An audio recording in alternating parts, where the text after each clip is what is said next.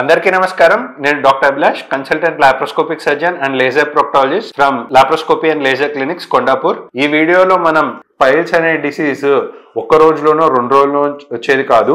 మనకి ఇక్కడ చూపించినట్టే గ్రేడ్ 1 లో స్టార్ట్ అయిపోయి గ్రేడ్ 1 నుంచి గ్రేడ్ 2 గ్రేడ్ 3 వెళ్ళడానికి చాలా మంత్స్ ఆర్ చాలా ఇయర్సే టైం పట్టొచ్చు. కానీ ఫిషర్ విషయానికి వస్తే మాత్రము ఫిషర్ అనేది డెవలప్ అవడానికి ఒక్క సింగిల్ రోజు చాలు. పైల్స్ లో మాత్రము మనం అన్నట్టే చాలా నెలల కొద్దీ ఆర్ సంవత్సరాల కొద్దీ కాన్స్టిపేషన్ ఆర్ మోషన్ ప్రాబ్లం ఉన్న వారికి పైల్స్ అనేది డెవలప్ అవుతుంది తప్ప, కానీ ఈ ఫిషర్ అనేది డెవలప్ అవడానికి మాత్రం ఒక్క రోజు సరిపోతుంది. ఈ ఫిషర్ లో అసలు ఏమవుతుంది అంటే, మనం ఇందాక పైల్స్ గురించి ఏమనుకున్నాం, మోషన్ వెళ్ళేటప్పుడు ప్రెషర్ పెట్టి కండలాగా బయటకు వస్తే దాన్ని పైల్స్ అన్నాం. కానీ ఇదే ఫిషర్ లో ఏమవుతుంది అంటే, మనకు సేమ్ ఈ మోషన్ వెళ్ళే చిట్ట చివరి భాగం ఈ యానల్ కెనాల్ అని ఏదైతే అన్నామో, యానల్ కెనాల్ అనేది ఏంటి, ఒక రబ్బర్ బ్యాండ్ లాంటిది. అందరికీ కూడా చూసుకున్నట్లయితే జనరల్లీ మోషన్ వెళ్ళే మార్గం ఎట్లా ఇలా మూసుకొని ఉంటుంది.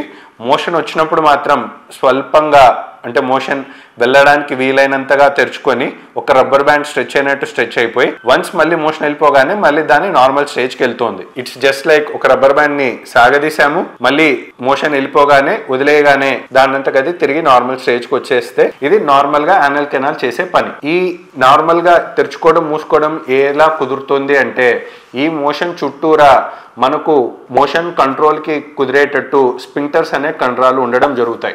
ఈ కండరాలు అనేవి అందరికీ ఉంటాయి. అవి ఉండడం వల్లనే మనకు కావాలన్నప్పుడే మోషన్ గానీ గ్యాస్ అనేది కానీ రిలీజ్ చేస్తూ ఉన్నాం. ఏ విధంగా అంటే, మనకు చేతులు కాళ్ళలాగా కావాలంటే మడవగలుగుతున్నాం, కావాలంటే తెరవగలుగుతున్నాం. సో అదే విధంగా మనకు మోషన్ చుట్టూరా కూడా కొన్ని కండరాలు ఉంటాయి. సో ఇప్పుడు ఫిషర్ లో ఏమవుతుంది అంటే, ఎప్పుడన్నా హెవీగా నాన్ వెజ్ తిన్నారు, లేదా అసలు వాటర్ ఇంటేక్ తీసుకోలేదు, రోజు మోషన్ వెళ్ళాల్సింది కాస్త 2 days కో 3 days కో ఒకసారి మోషన్ వెళ్ళారు, లేదా ఇంకొక సినారియో ఏంటంటే కాలుకో చేతికో ఫ్రాక్చర్ అయింది.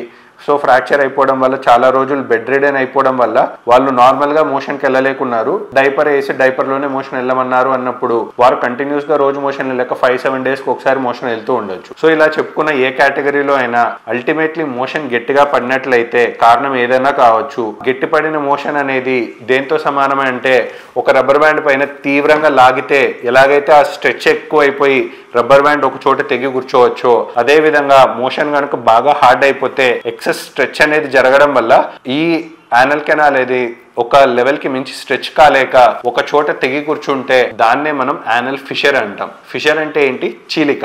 సో ఈ చీలిక ఉన్న వాళ్ళు వారంతకు వాళ్ళే ఈజీగా గుర్తించగలరు. ఎందుకు అంటే, ఇది ఒకే ఒక్క రోజులో డెవలప్ అయి ఉంటుంది కాబట్టి ఆ రోజును మాత్రం పేషెంట్ ఎట్టి పరిస్థితిలో మర్చిపోరు. ఆ రోజు ఎంత స్ట్రెయిన్ అయింటేనే వారికి ఆ నెక్స్ట్ రోజు నుంచి మనకు నొప్పి అనేది స్టార్ట్ అయి ఉంటుంది. సో ఆ స్ట్రెయినింగ్ హిస్టరీ ఉండి దాని తర్వాత నుంచే మీకు నొప్పి కానీ బ్లీడింగ్ కానీ స్టార్ట్ అయితే అది ఫిషర్ వల్ల అని అనుకోవచ్చు. సో ఈ ఫిషర్ ఉన్న వాళ్ళలో ట్రీట్మెంట్ అనేది ఎలా ఉంటుంది అంటే, ఇప్పుడు మనం ఏమనుకున్నాము, బాగా స్ట్రెచ్ అవ్వడం వల్ల అది తెగి కూర్చునింది అన్నాం. సో ఇప్పుడు నెక్స్ట్ ట్రీట్మెంట్ ఏమవుతుంది అంటే, జనరల్లీ చేతుల పైన కాలుపైన అదే తెగింది అనుకోండి, మనం జనరల్లీ ఏం చేస్తాము, బ్యాండేజ్ అనేది వేసేసి ఆ భాగానికి రెస్ట్ అనేది ఇవ్వడం జరుగుతుంది. సో దట్ ఏర్పడిన గాయం అనేది మానుతుంది అని. దురదృష్టవశాత్తు మనకు ఈ మోషన్ వెళ్ళిన మార్గం దగ్గర ఈ చీలిక అనేది జరిగింది కాబట్టి ఈ హీలింగ్ అనేది నార్మల్ వాళ్ళతో పోల్చుకుంటే డెఫినెట్లీ డిలేడ్ గానే ఉంటుంది. సపోజ్ ఉదాహరణకి చేతుల పైన కట్ అయిపోయింది అనుకోండి, మనం బ్యాండేజ్ వేసినా వేయకపోయినా 5 నుంచి 1 వారం రోజుల లోపల అది మానిపోవడం అనేది మనం గమనించవచ్చు. ఎందుకంటే దీనికి రెస్ట్ అనేది ఇస్తున్నాం కాబట్టి,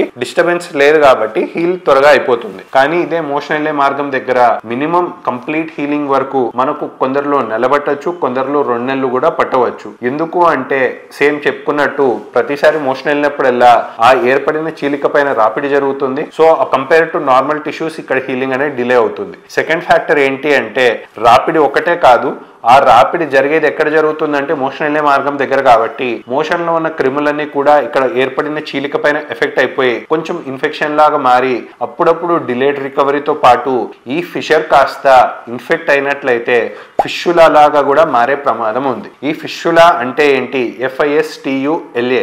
ఈ ఫిష్యులా అంటే ఏంటి అనేది మన ఛానల్లో మిగతా వీడియోస్ లో కూడా మనం మెన్షన్ చేయడం జరిగింది. మీరు కావాలంటే ఫిష్యులా గురించి, మీకు మోషన్ వెళ్ళే మార్గం దగ్గర పస్ లాగా గానీ ఆర్ తడిగా గానీ పింపుల్ లాగా అవుతుంది అంటే మీకు ఫిష్యులా ఉండే ఛాన్సెస్ కూడా ఉంటాయి. ఫిష్యులా గురించి మనం సెపరేట్ వీడియోలో మాట్లాడుకుందాము. సో ఈ ఫిషర్ అనేది మనం చెప్పుకున్నట్లే ఈ చీలిక అనేది మానాలి అంటే ఫస్ట్ మనం చేయాల్సింది ఏంటంటే, మోషన్ అనేది ఎట్టి పరిస్థితిలో గట్టిపడకుండా చూసుకోవడము అండ్ వీలైనంత ఆ చీలిక పైన ప్రెషర్ పడకుండా, అంటే ప్రెషర్ పడకుండా అంటే దాని మీనింగ్ ఏంటి అంటే మోషన్ గట్టిగాను పడకూడదు, అట్ ద సేమ్ టైం మరీ లూజ్ గా 2-3 సార్లు వెళ్ళినా కూడా అది చెరుపు చేస్తున్నట్టే అనుకోవచ్చు. ఎందుకంటే రెస్ట్ అనేది ఇస్తేనే కదా అది ఫిషర్ అనేది మానేది. సో ఈ ఫిషర్ ఉన్న వాళ్ళలో ఖచ్చితంగా, ఫిషర్ కానీ పైల్స్ ఉన్న వారిలో కానీ ఖచ్చితంగా తీసుకోవాల్సింది ఏంటి అంటే ఆహారంలో పీచు పదార్థం బాగా ఉండేలా చూసుకోవడము అండ్ నీటి శాతం, కిడ్నీ జబ్బులు కానీ హార్ట్ జబ్బులు కానీ లేని పక్షంలో వారు ఇష్టం వచ్చినంత నీళ్లు బాగా తీసుకుంటూ ఉండాలి. So that ultimately motion free అయ్యేటట్లు చేసుకునే కొద్దీ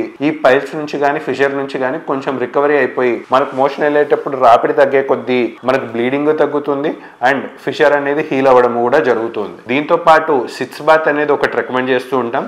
ఈ సిట్స్ బాత్ తో ఏం చేస్తాము అంటే ఒక టబ్ లో గోరువెచ్చని నీళ్ళు తీసుకొని మోషన్ వెళ్ళిన ప్రతిసారి మోషన్ క్లీన్ చేసుకున్న తర్వాత ఒక 5-10 మినిట్స్ ఈ సిట్స్ బాత్ టబ్ లో కూర్చున్నట్లయితే మనకి ఏమవుతుంది అంటే క్లీనింగ్ పరంగా హెల్ప్ అవుతుంది అండ్ అక్కడ ఏర్పడిన గాయం త్వరగా మానడానికి కూడా హెల్ప్ అవుతూ ఉంటుంది. సో మనకి సర్జరీస్ అనేవి ఇష్టానుసారంగా చేయకూడదు. ఎవరికి అయితే నిజంగా అవసరమో, ఎవరైతే డైట్ చేంజెస్ చేసుకొని మెడిసిన్స్ వాడిన తర్వాత కూడా ఎటువంటి ఉపశమనం లేదు, ఇంకా భరించలేకున్నారు, కంటిన్యూస్ గా బ్లీడింగ్ అవుతుంది అన్న వారిలో మాత్రమే సర్జరీ అవసరం తప్ప ఇనిషియల్ స్టేజెస్ లో ఫిషర్ కానీ ఇనిషియల్ స్టేజెస్ లో పైల్స్ ఉన్న వారికి కానీ 100% సర్జరీ అనేది అవసరం పడదు. డైట్ చేంజెస్ అండ్ మెడిసిన్స్ తోనే మనకు హాఫ్ ఆఫ్ ద డిసీజెస్ అన్ని క్యూర్ అయిపోతాయి. కాబట్టి సర్జరీ అనేది మాత్రం అనవసరంగా చేసుకోకూడదు. ఇన్ కేస్ నిజంగా మనకు సర్జరీ అవసరం అనుకున్నా కూడా ఎటువంటి భయపడాల్సిన అవసరం లేదు. ఎందుకు అంటే ఇప్పుడు మనకు మారుతున్న అడ్వాన్స్మెంట్స్ లో లేజర్ సర్జరీ అనేది ఒకటి రావడం జరిగింది. సో ఈ లేజర్ సర్జరీ వల్ల అడ్వాంటేజెస్ ఏంటి అంటే ఇదివరకు కాలంలో లాగా కట్టింగ్ అంటూ ఏమీ లేకుండా, బ్లడ్ లాస్ అనేది ఎక్కువ లేకుండా మనకు లేజర్ ద్వారా blood less surgeries and pain less surgeries కూడా చేయడం జరుగుతుంది. మీకు కనుక ఫర్దర్ ఫిషర్ గురించి కానీ పైల్స్ గురించి కానీ ఎటువంటి డౌట్స్ ఉన్నాయి ఆర్ అపాయింట్మెంట్ కావాలనుకుంటున్నారు, హైదరాబాద్ రావాలనుకుంటే కింద ఇచ్చిన హెల్ప్ లైన్ లో మీరు కాంటాక్ట్ అవ్వగలరు. Thank you.